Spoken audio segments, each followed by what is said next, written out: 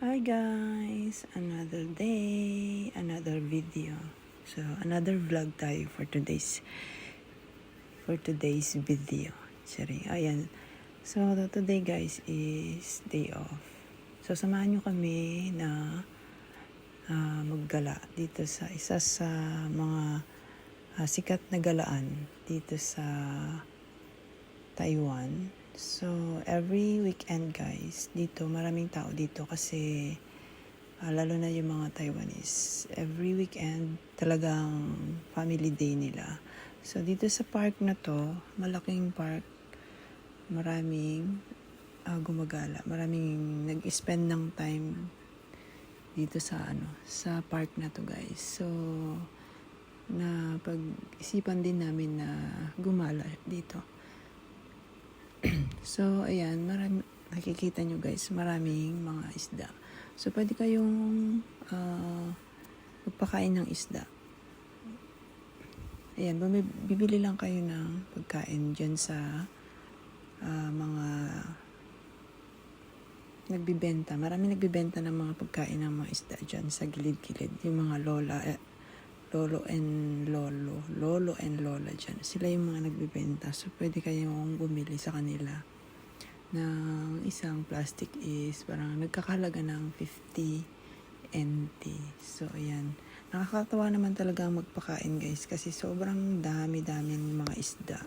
At saka hindi lang mga tilapia, koi fish, iba't ibang klase ng isda yung mga nandyan guys. And kung makikita nyo din dyan, marami din mga pagong, yung mga turtle.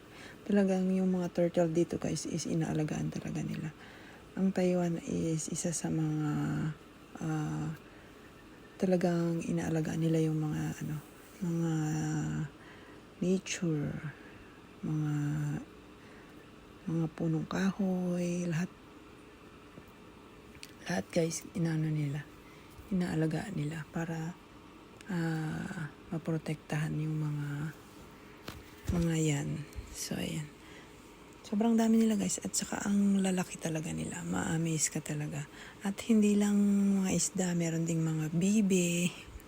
Talagang yung mga yung makikita mo dyan. Yung iba't ibang klaseng mga hayop sa tubig. Tsaka hindi lang basta-basta nila inaalagaan yan guys. Maraming yan. Maraming bawal. So, hindi ka basta-basta pwedeng hindi ka pwedeng mangisda. Ganon kasi may kaparusahan. Sharing. Totoo yun guys. So, dito sa Taiwan, marami silang mga batas na dapat sundin.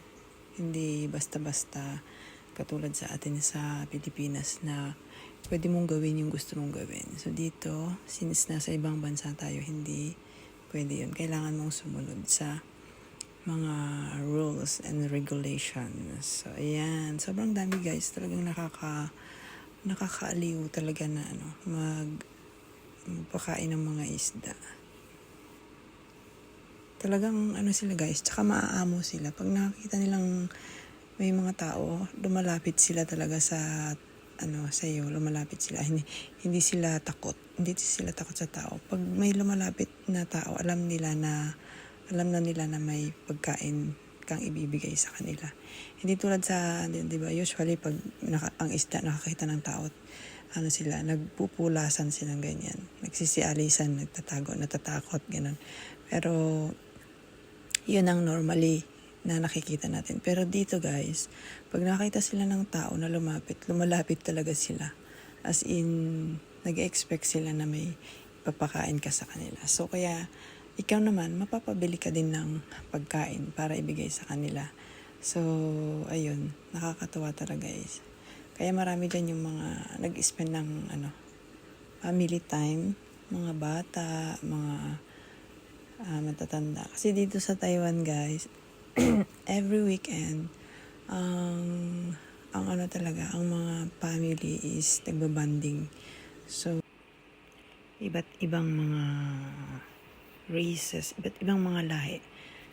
Mostly makikita mo dito sa park na to. Kasi isa nga ito sa mga tourist spot dito sa Hsinchu, dito sa isa sa mga lugar sa Taiwan. So, kung magtutour kayo ng Taiwan, punta kayo ng Hsinchu, makikita nyo tong park na to. Isa sa mga, makikita nyo sa Google kung saan isa to sa mga recommended na pasyalan dito. And katabi lang nito guys is Hsinchu Zoo. So marami rin kayong makikita doon na iba't ibang hayop. So kung gagala kayo, pwede na rin yung puntahan yung Hsinchu Zoo. Andun yung si orangutan. Charay.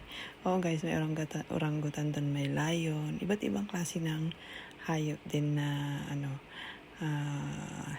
hindi mo usually nakikita sa kung saan-saan. So, doon, pwede kayong gumala doon. At isa nga ito sa mga open space. At saka wala siyang bayad guys. Free siya. Itong park na to. Pero sa zoo, kung gusto niyo pumunta sa zoo, parang meron siyang bayad na parang 100 lang naman. So, pwede na kayong pumasok doon pag may entrance na 100. Pero dito, kung gusto niyo dito lang, open space, wala siyang bayad. Pwede kayong magpakain ng mga hayop. Yan, yung mga isda, pagong, at saka yan, tingnan niyo yung bibi na yan. Mga bibi, may mga bibi. So, yan. So, malilibang kayo guys kung kung gusto niyo maglibang, pwede kayo dito. So, napakaganda ng lugar guys. Malinis. So, marami ding mga nagtitinda ng mga pagkain dyan sa lugar na yan guys. Kasi naman, syempre alam naman nila na maraming tao, maraming mga tourist mga nagtutour dyan. So, syempre hindi pwedeng mawala yung mga